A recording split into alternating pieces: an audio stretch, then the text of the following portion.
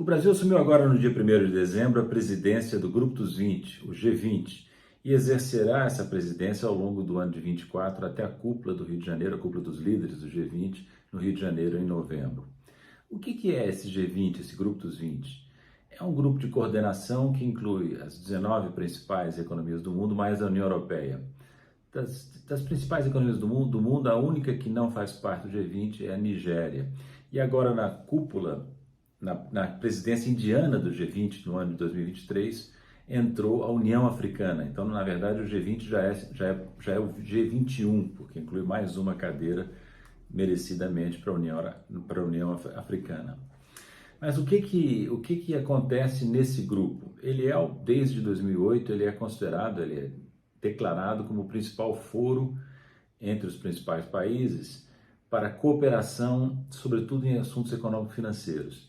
Eu acompanhei esse processo como delegado brasileiro de 2008 até 2015. Depois que deixei o processo, procurei continuar acompanhando de fora.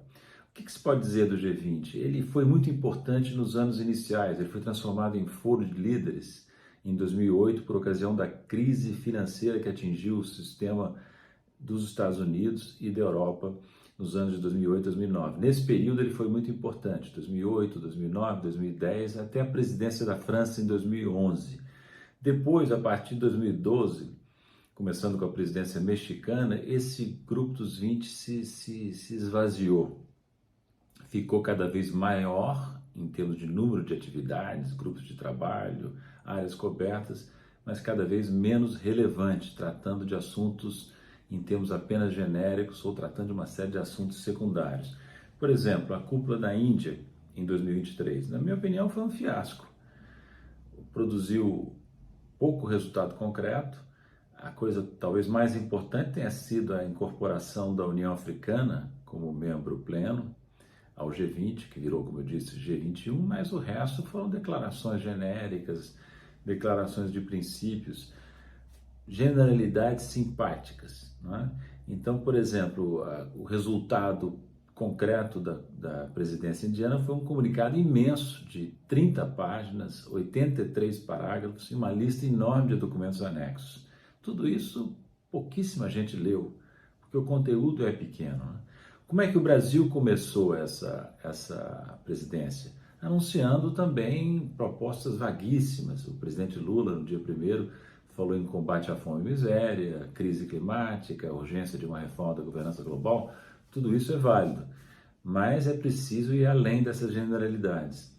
Eu conversei recentemente, em 2 ocasiões, com o Prêmio Nobel de Economia, o Joseph Stiglitz, e com o ex-ministro da Economia da Argentina, o Martin Guzman, em São Paulo e depois novamente em Marrakech. Nós discutimos sobre o G20 e o Stiglitz disse exatamente isso, que é preciso que a presidência brasileira consiga ir além das platitudes, foi a expressão que ele usou.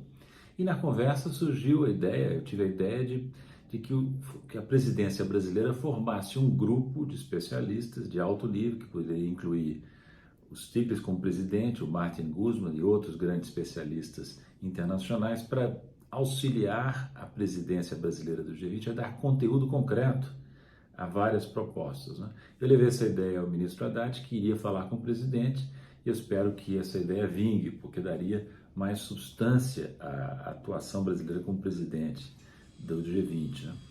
Esse grupo, como eu disse, sofre gigantismo, né? Ele tem o quê? Tem uma série de trabalhos, de reuniões, de grupos de reunião, de grupos de trabalho nas mais variadas áreas, produzindo resultados de validade pequena ou duvidosa, né? Gasta-se um tempo enorme, um dinheiro na organização desses grupos de trabalho, dessas trilhas de discussão, viagens que só interessam provavelmente aos participantes diretos nessas questões, e o resultado pequeno ou nada, como foi de novo na presidência da Índia, né? Isso é grave porque a equipe brasileira nos ministérios é rala, é pequena.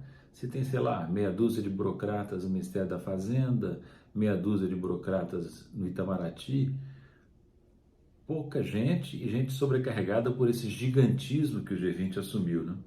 Então seria muito melhor focar em alguns grandes temas, convocando especialistas internacionais.